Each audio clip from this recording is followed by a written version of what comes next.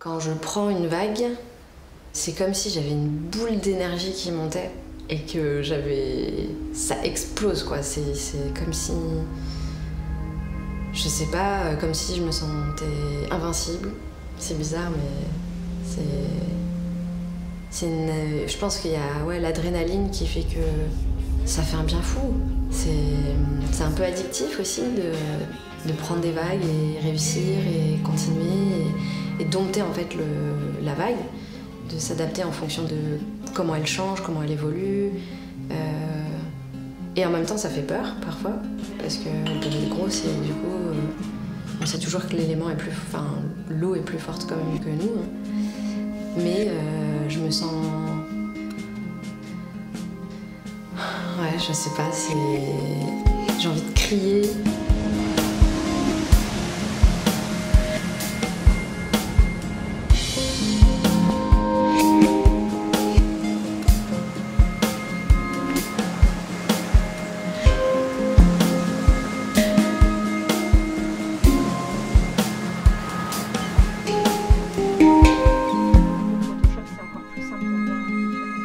Je m'appelle Stéphanie Le San.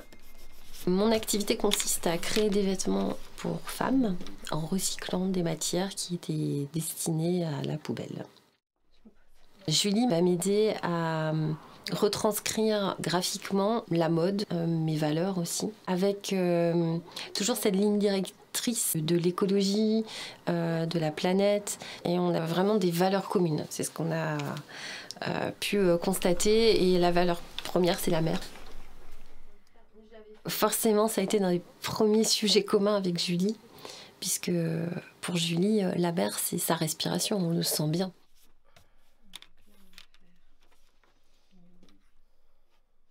Ce que j'apprécie le plus avec Julie, c'est que elle arrive à retranscrire ce que j'ai au fond de mon cœur, de ma tête, dans le métier, quoi. Enfin, moi, quand je vois mes visuels aujourd'hui, c'est moi, voilà. C'est très important pour moi de travailler avec des projets en accord avec mes valeurs, donc la protection des océans, l'environnement, mais aussi des projets sociaux, parce que c'est là où je me sens le plus épanouie, c'est là où quand je me réveille le matin, je me dis que je suis utile, que mon métier en fait me permet d'aider ces causes-là. Et ouais, je me réveille et je sais pourquoi en fait je fais ce métier. Et j'adore en fait, c'est là où je me dis j'adore mon métier parce que je peux les aider à ma manière, avec mes compétences. Et c'est vrai que j'aimerais de plus en plus travailler et tendre vers le fait de travailler qu'avec des projets dans cette thématique-là, avec mes valeurs. La protection des océans est un sujet qui m'intéresse et qui me touche beaucoup parce que j'ai pu surfer dans des endroits où il y avait plein de déchets, où après chaque tempête ici en Bretagne, on peut voir qu'il y a des microplastiques dans le sable qu'on retrouve.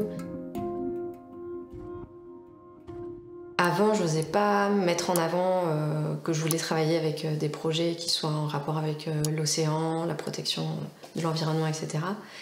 Parce que j'avais peur en fait. Je me disais, pour débuter mon activité en tant que freelance, je vais travailler avec des projets complètement différents, je vais accepter tout type de mission. Mais c'est vrai que sur certaines missions, je m'épanouissais pas forcément autant que sur d'autres. Et c'est là où je me suis dit, bon, on va peut-être changer d'angle. C'est en mettant l'océan au centre de mes activités que je sais que je pourrais faire ce métier très longtemps, 10, 20 ans, voire plus.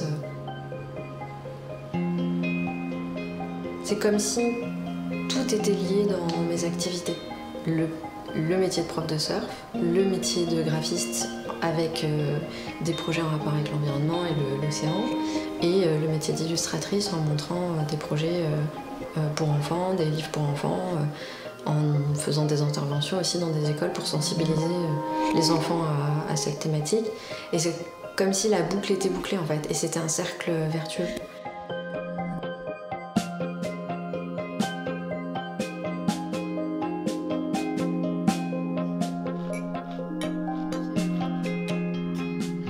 et que c'était... je sais pas comment dire ça, mais... que j'étais à ma place, quoi. Enfin, où j'ai trouvé... je sais pas comment exprimer ça. J'ai trouvé ma voie, ou... Ouais.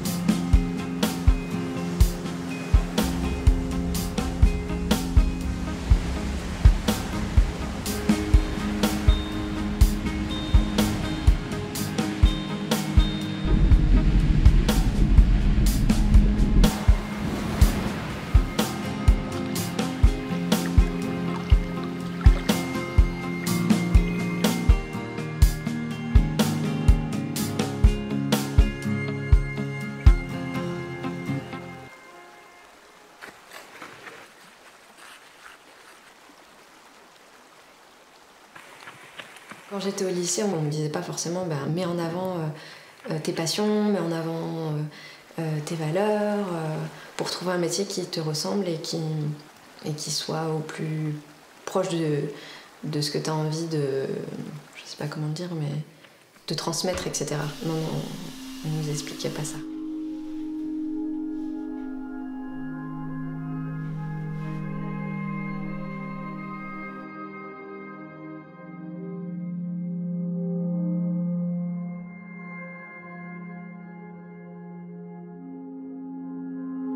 Je pense que ce qui la rend unique dans son activité, c'est d'avoir trouvé son style. Ce qui n'est pas du tout évident au début. Et quand je vois ce qu'elle faisait au début et ce qu'elle fait maintenant, je pense que si on regarde ses premières créations, on n'est pas capable de dire si c'est Julie ou pas. On regarde tout ce qu'elle fait depuis 1 an, tu sais dire que c'est Julie qui l'a fait, quoi.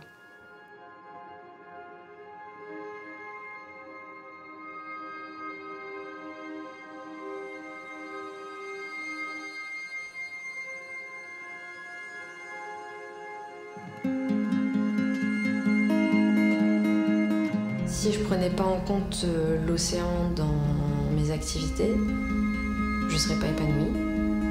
C'est comme si c'est une petite flamme qui s'éteint, quoi.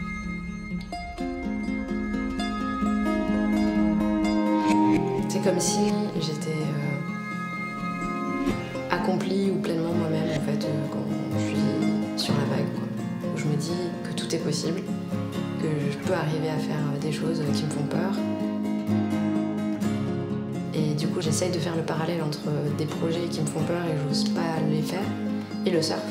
Je me dis, ok, t'as réussi à prendre cette vague, tu peux réussir à, par exemple, faire un livre pour enfants, ou à être prof de surf, ou à faire ce projet-là, etc.